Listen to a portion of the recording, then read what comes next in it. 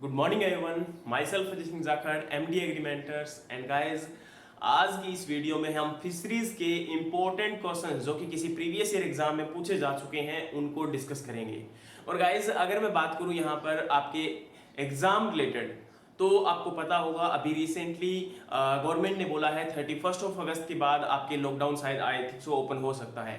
Colleges वगैरह अगर open होते हैं, इंस्टीट्यूट वगैरह अगर ओपन होते हैं, तो हम नया बैच भी आपका ऑफलाइन में भी स्टार्ट करेंगे। सो गाइज, जो 11 अगस्त को एक हमारा बैच स्टार्ट होने जा रहा है, जो भी बच्चे इसमें रजिस्ट्रेशन करवाना चाहते हैं, आप डिस्क्रिप्शन में एक नंबर दिया गया है, आप उस पर कॉन्टैक्ट कर सकते हैं।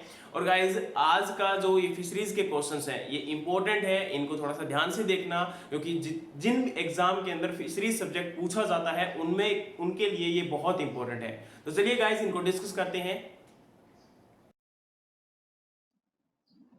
So guys, first question is the migratory fish that live in fresh water but breed in salt water. Guys, पूछा गया है कि ऐसी माइग्रेटरी कौन सी फिश है जो कि फ्रेश वाटर में रहती है बट ब्रीड करती है सॉल्ट वाटर में? Anadromous fish, catadromous fish, potamodromous fish and oceanodromous fish. So guys, इनमें से अगर बात करूं जो कि आपकी फ्रेश वाटर में रहती है बट ब्रीड करती है सॉल्ट वाटर में, सो वो आपकी है कैटाड्रोमस फिश। अब आपको इनके जैसे एनाड्रोमस की बात करता हूं, तो it is term that describe fish born in fresh water वो spend most of their life in salt water return to the fresh water to spawn such as salmon and some species of sturgeon. क्या होता है कि anadromous fish जो आपकी fish होती हैं वो कौन सी फिश होती हैं जो कि बोर्न करती हैं किसमें? फ्रेश वाटर में। रहती भी कहाँ है और रहती कहाँ है? आपका सॉल्ट वाटर में, है ना। और वापिस जब इनको अपना स्पॉन करना होता है तो उस समय कहाँ आ जाती है ये? आपके फ्रेश वाटर में। सो गाइज, आपका सॉल्ट वाटर में रहती है एनाड्रोमस एंड जो बोन करती है या फिर स्पॉन करती है तो फ्रेश वाटर में करती है। एग्जांपल आपका सैल्मन है। नेक्स्ट है कैटाड्रोमस स्पीशीज जो कि हमने अभी पढ़ा था कि मोस्ट ऑफ लाइफ जो है वो फ्रेश वाटर में ये अपना स्पेंड करती है बट आपका सी में चली जाती है जब इनको ब्रीड करना होता है। नेक्स्ट आपका है पोटा एमोड्रोमस स्पीशीज। तो पोटा एमोड्रोमस स्पीशीज जो है वो होल लाइफ इनका अगर ब्रीड करना है या फिर कोई और इनका पूरा का पूरा लाइफ जो है वो फ्रेश वाटर में ही जाता है।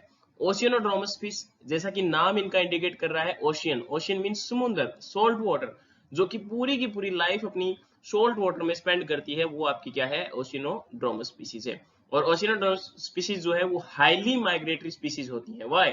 बिकॉज जो बेसिन साइज होता है इनका ओशियन का वो बहुत बड़ा होता है, इनका माइग्रेशन रूट बहुत बड़ा होता है, इसकी वजह से ये क्या है?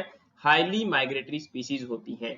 ओके गाइज, नेक्स्ट आपका क्वेश्चन है when the fish is capable of feeding themselves then that stage is called as। तो कौन सी स्टेज है फिश की जिसके अंदर वो अपने आप को फीड करने के लायक हो जाती है? Hatching stage, fingerling stage, fish seed and आपका फ्राई स्टेज।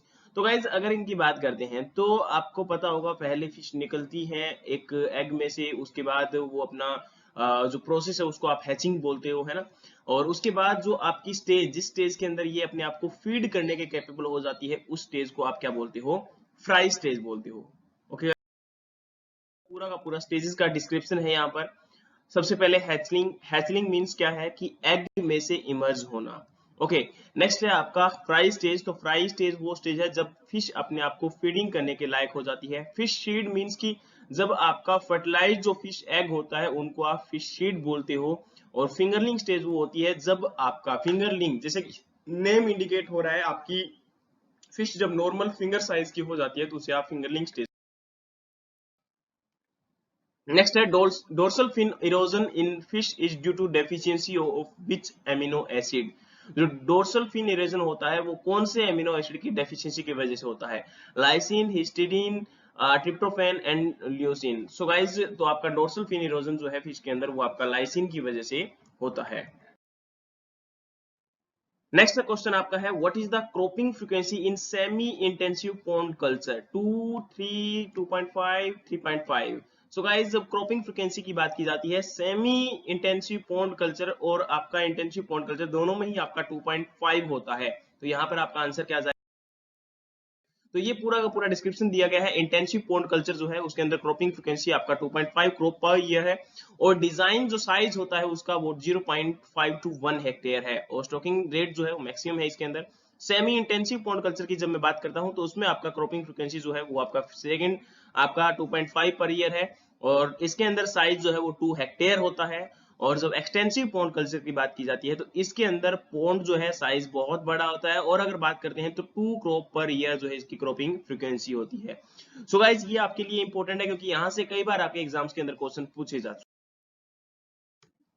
नेक्स्ट क्वेश्चन आपका है which of the following is a viviparous, इनमें से विविपेरस कौन सा है? Salmon, shark, lamprey and chimaeras. So guys viviparous की बात आती है तो विविपेरस का एग्जांपल आपके शार्क होते हैं, है ना। विविपेरस का मतलब क्या है? यहाँ पर सबसे पहले इंपॉर्टेंट तो ये है कि विविपेरस होता क्या है। अगर ये हमें पता होगा तो हमारा आंसर बहुत इजी हो जाएगा। सो विविपेरस वो एनिमल होते हैं जो कि आपके सीधा बच्चे को जन्म देते हैं, जीव को जन्म देते हैं, ना कि उनके कोई अंडे नहीं होते, उनके जो है एग या फिर स्पोर्स नहीं होते हैं, है ना। तो आपके शार्क जो है वो एज ए मेमल्स जो है आपका एक बच्चे को या कि फिश बच्चे को ही जन्म देते हैं, ना कि यहाँ पर एग आपके प्रोड्यूस नहीं होते हैं। ओके, सो विविपेरस आपको यहाँ पर पता लग जाएगा। आपका जो डॉग फिश है, सा फिश है या शार्क जो है, ये तीनों ही आपके विविपेरस होते हैं। और ओविपेरस की बात करूं जो कि एग प्रोड्यूस करते हैं, तो इनके एग्जांपल आपके रोहू, कटला, मृगल एक्सेट्रा, ये सारे के सारे क्या हैं? आपके एग प्रोड्यूस करते हैं। तो ये आपके क्या होते हैं? Oviparous. Highest protein content is found in which fish species, कौन सी फिश स्पीशीज है जिसके अंदर हाईएस्ट प्रोटीन जो कंटेंट है वो पाया जाता है?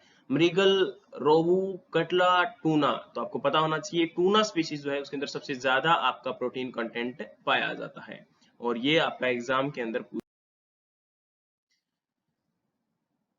सो ऑन एन एवरेज की अगर बात करते हैं तो फिश के अंदर आपका 15 to 20% प्रोटीन होता है, और टूना फिश के अंदर हाईएस्ट आपका 25% प्रोटीन होता है। और वर्ल्ड टूना डे जो है वो आपका 2 मई को सेलिब्रेट किया जाता है। ओके गाइज, तो ये आपके लिए इंपॉर्टेंट है, इसको याद कर। नेक्स्ट क्वेश्चन है आपका नेशनल फिश ऑफ इंडिया, आपकी नेशनल फिश कौन सी है इंडिया की? Oil sardine, Indian mackerel sorry, कुमीन एंड आपका गोल्डन महशीर। तो आपका जो इंडियन मैकरल है ये आपकी नेशनल फिश ऑफ इंडिया है। नेक्स्ट क्वेश्चन आपका है fish liver content, fish liver इनमें से फिश लीवर में कौन कौन से विटामिन जो है प्रेजेंट होते हैं? Vitamin E, B, vitamin A, vitamin C, vitamin A and D. तो गाइज फिश लीवर जो होता है उसके अंदर आपका विटामिन ए और विटामिन डी दोनों प्रेजेंट होते हैं। सो गाइज ये कुछ इंपॉर्टेंट क्वेश्चंस थे रिलेटेड टू फिशरीज, बहुत इंपॉर्टेंट है आपके एग्जाम्स के लिए, इनको थोड़ा सा देख लेना। और गाइज अगेन आपका हम एक नया बैच जो कि 11th अगस्त से स्टार्ट हो रहा है, आप मोस्ट वेलकम गाइज। और इस बैच के रिगार्डिंग अगर मैं बात करूं तो इसमें आप एग्रीकल्चर के रिलेटेड उन सभी को फोकस किया जाएगा। और आपका कोई डाउट हो तो आप नीचे डिस्क्रिप्शन के अंदर आपका एक नंबर दिया गया है, आप उस पर कॉन्टेक्ट कर सकते हैं। और फिशरीज के रिलेटेड या फिर और भी किसी सब्जेक्ट के रिलेटेड आपके कोई क्वेश्चन हो तो आप मोस्ट वेलकम गाइस क्वेश्चन पूछ सकते हैं। Thank you so much, stay home, stay safe.